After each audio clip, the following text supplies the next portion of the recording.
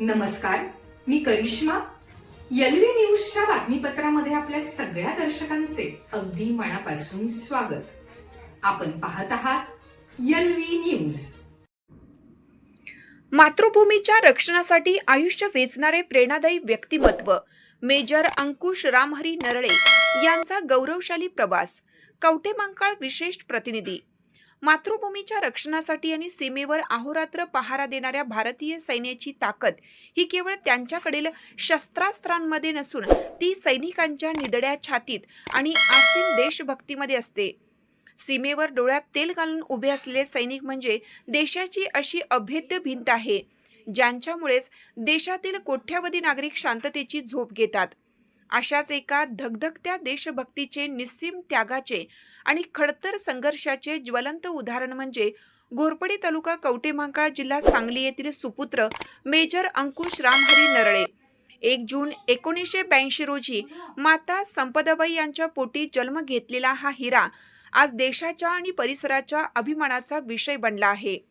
Major अंकुश नरळे यांचा हा जीवन प्रवास एखाद्या प्रेरणादायी कादंबरी सारखाच आहे. त्यांच्या कुटुंबात एकूण 3 भावंडे आहेत, ज्यात सर्वात मोठे अंकुश, त्यानंतर पांडुरंग आणि हनुमंत हे त्यांचे 2 बंधू आहेत. त्यांचे वडील मुंबई येथील गोदरेज कंपनीत सेवेत होते, तर त्यांचे दोन्ही भाऊ मुंबईच्या माथाडी कामगार क्षेत्रात सेवा बजावून कुटुंबाला खंबीर आधार देत आहेत.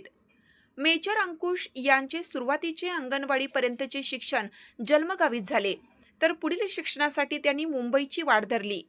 10वीचे शिक्षण पूर्ण झाल्यानंतरच्या 2 वर्षाच्या काळात त्यांनी कोणतेही काम मिळो, हमाली असो वा मजुरी, प्रत्येक कठीण काम करत जीवनाचा संघर्ष अनुभवला.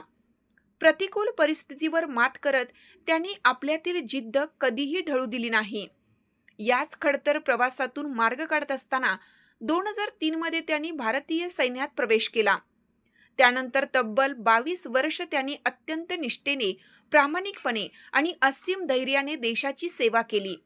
भारतीय सैन्यात काम करणे म्हणजे केवळ एक नोकरी नव्हे, तर ती एक महान तपश्चर्या असते. उन्हे तापमान असो, घनदाट जंगल असो किंवा वाळवंटातील उष्णता, सीमेवर देशासाठी प्राणपणाला लावणारा सैनिक हा देशाचा खरा संरक्षक असतो. मेजर अंकुश यांनी या 22 वर्षाच्या प्रदीर्घ सेवेदरम्यान देशाच्या अखंडतेसाठी आणि संरक्षणासाठी स्वतःला पूर्णपणे झोकून दिले. 31 जुलै 2025 रोजी ते सन्माननीय निवृत्तीनंतर आपल्या गावी परतले. त्यांचा हा सैनिकी प्रवास म्हणजे आजच्या तरुण पिढीसाठी एक दीपस्तंभ आहे. या संपूर्ण गौरवशाली प्रवासात त्यांना मोलाची साथ लाभली, ती त्यांची अर्धांगिनी सुनीताताई यांची. 2008 मध्ये विवाह बंधनात अडकलेल्या सुनीताताईंनी केवळ त्यांच्या संसाराचीच नव्हे, तर त्यांच्या देशभक्तीची आणि त्यागाची धुराही खंबीरपणे सांभाळली. एक सैनिक जेव्हा सीमेवर देशाचे रक्षण करत असतो, तेव्हा त्याच्या पाठीशी उभी राहणारी, प्रत्येक संकटात धीर देणारी पत्नी ही देखील एका सैनिकासारखीच धैर्यवान आणि त्यागमूर्ती असते.